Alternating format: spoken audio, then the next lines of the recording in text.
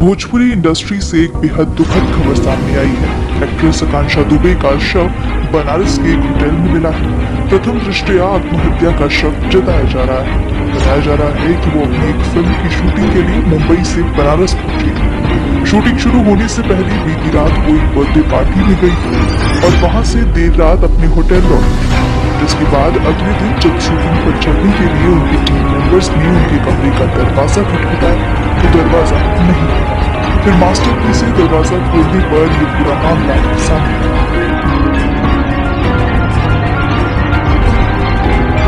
आकांक्षा दुबे जी हैं, के पिता का नाम शुक्ला है। मूल रूप से चौड़ी के रहने वाले हैं और काफी समय से उनका परिवार मुंबई में रहता है, महाराष्ट्र में। यहाँ पे ये भोजपुरी फिल्मों में काम करती है। एक फिल्म की शूटिंग के सिलसिले में यहाँ पर हुई थी होटल सोनम सारनाथ। आज को सूचना मिली कि उन्होंने आत्महत्या कर ली है फांसी लगा कर। इस सूचना पे हमने कार्रवाई की है, फिर लोग को बुलाया, 20 साल सर्कुलेट किए गए। परिजन को सूचना दे दी गई है